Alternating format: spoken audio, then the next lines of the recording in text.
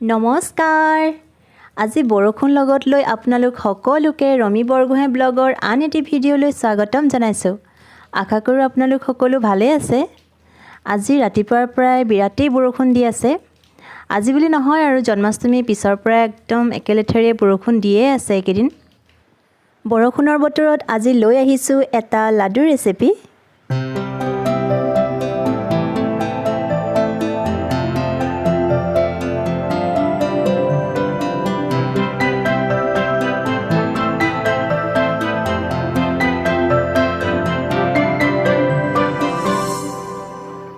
বনাব লৈছোঁ ড্ৰাই ফ্ৰুটছৰ লাডু।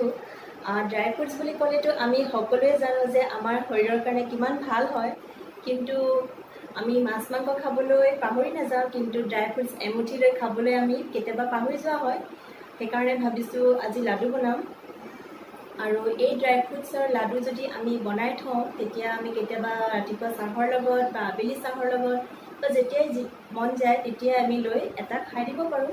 আৰু এটা লাডু খোৱাৰ লগে লগে আমাৰ দিনটোৰ যিখিনি শক্তি লাগে সেইখিনি খোৱা হয়। এনেকৈ যদি দিনটোত 3টামান লাডু আমি খাই দিওঁ তেতিয়াতো আৰু কথাই নাই আৰু।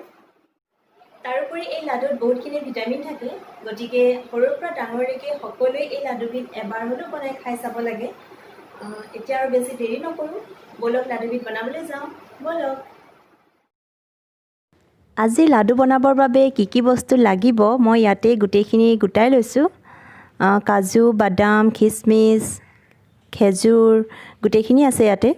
মই আপোনালোকক ওচৰৰ পৰা দেখাম এটা এটাকৈ। এয়া কেঁচা নাৰিকল, এটাৰ আধা ফাল হয়, মিক্সিত পিচি লৈছোঁ। এয়া ডাব নাৰিকল, এটাৰ আধা ফাল হয়, একেবাৰে সৰু সৰুকৈ মই কাটি লৈছোঁ। আৰু লৈছোঁ কাঠবাদাম, কাঠবাদামখিনিও সৰু সৰুকৈ কাটি লৈছোঁ। এয়া হয় খিচমিচ, খিচমিচখিনিও সৰু সৰুকৈ কাটি লৈছোঁ। এইখিনি হৈছে বাদাম। সকলোখিনি বস্তুৱে মই সৰুকৈ কাটি লৈছোঁ। এয়া কাজু বাদাম, অকণমান গাই ঘিউ লৈছোঁ। আৰু লৈছোঁ অকণমান মগজ, এয়া হৈছে খচখচ মানে পপি চিড বুলিও কয়। আৰু 4-5টামান ইলাচি গুড়ি কৰি লৈছোঁ। আৰু লৈছোঁ 250 গ্ৰাম খেজুৰ, মাজৰ গুটিটো উলিয়াই দিছোঁ। আৰু এয়া হয় তিল, বগা তিল হয়। এতিয়া কেৰাহীখন পাতি ইয়াতে অকণমান দিছোঁ গাই ঘিউ। গোটেইখিনি বস্তু ফ্ৰাই কৰি ল'ব লাগিব। ঘিউখিনি গৰম হোৱাৰ পাছতেই দিছোঁ কাজু বাদাম, অকণমান লৰাই দিছোঁ। লগতে দিছোঁ কাঠবাদাম। গোটেইখিনি ভালদৰে মিহলাই দিম। কাজু বাদাম আৰু কাঠবাদামৰ লগতে এয়া দিছোঁ বাদামখিনি। এতিয়া গোটেইখিনি ভালদৰে লৰাই দি অকণমান ৰঙচুৱা হোৱালৈকে মই ভাজি থাকিম। বেছি ভাজিব নালাগে, অকণমান ৰঙা যেন হ'ব লাগে। 2-3 মিনিটমান ভজাৰ পাছতে বাদামৰ কালাৰটো চেঞ্জ হৈ আহিল। এয়া চাওক, বাদামখিনি ৰঙচুৱা যেন হৈ আহিছে। বাদামখিনি ফ্ৰাই কৰি লোৱা হৈ গ'ল। এতিয়া মই এই পাত্ৰটোতে নমাই থলোঁ।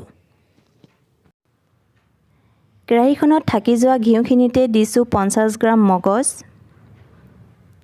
অকণমান লৰাই দিছোঁ। লগতে দিছোঁ 50 গ্ৰাম তিল। গোটেইখিনি ভালদৰে মিহলাই দিছোঁ। ইয়াৰ লগতে দিছোঁ খচখচ, এবাৰ লৰাই দিছোঁ। এতিয়া দিছোঁ খিচমিচ, গোটেইখিনি ভালদৰে মিহলাই দিছোঁ। খিচমিচ যেতিয়া অকণমান ফুলি অহা যেন দেখিব, তেতিয়া দিব লাগিব কাটি থোৱা খেজুৰখিনি। খেজুৰখিনি দিয়াৰ পাছতে ভালদৰে গোটেইখিনি মিহলাই খেজুৰখিনি অকণমান গলি যোৱালৈকে ভাজিব লাগিব। এইখিনিতে কথা এটা কওঁ, যেতিয়া আমি এই বস্তুখিনি ভাজি থাকোঁ তেতিয়া আমাৰ গেছৰ ফ্লেমটো একেবাৰে ল'ত ৰাখিব লাগে। এয়া আমাৰ খেজুৰখিনি প্ৰায় গলি আহিছে।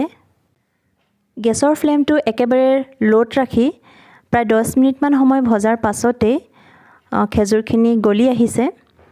এতিয়া নমাই থোৱা বাদামখিনিৰ লগতে এইখিনিও নমাই থৈছোঁ। পুনৰ কেৰাহীখনত থাকি যোৱা ঘিউখিনিতে কেঁচা নাৰিকলখিনি দি দিছোঁ।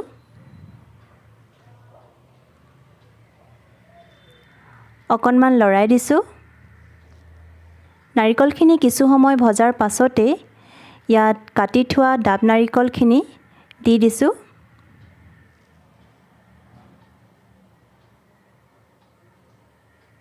গোটেইখিনি ভালদৰে মিহলাই দিছোঁ।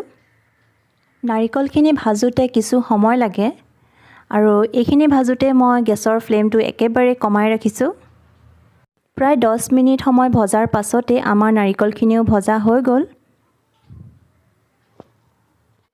এতিয়া কেৰাহীখন চাফা কৰি ইয়াতে দিছোঁ এবাটি চেনি। চেনিখিনিৰ লগতে দিছোঁ 1.5 গিলাচ পানী। চেনিখিনি পানীৰ লগত মিহলি হৈ যোৱাৰ পাছতে দিছোঁ গুড়ি কৰি থোৱা ইলাচিখিনি।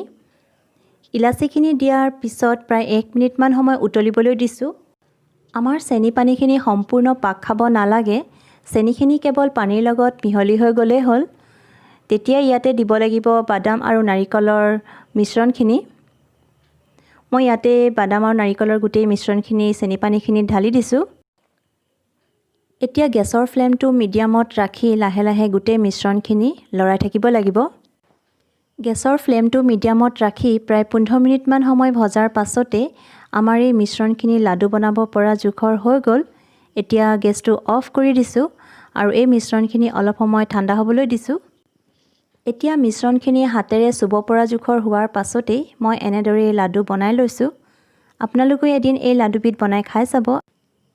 এই লাডুবিধে আমাৰ হাৰ্টটো হেল্ডি কৰি ৰখাত বহুতখিনি সহায় কৰে, লগতে সৰু ল'ৰা-ছোৱালীৰ মগজু বিকাশতো সহায় কৰে।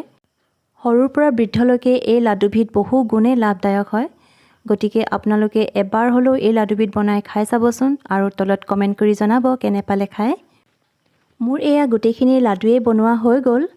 আশা কৰোঁ আজিৰ ভিডিঅ'টো চাই ভাল পালে। যদি ভাল পাইছে তেন্তে লাইক কৰিব, শ্বেয়াৰ কৰিব আৰু চেনেলটো ছাবস্ক্ৰাইব কৰি দিব।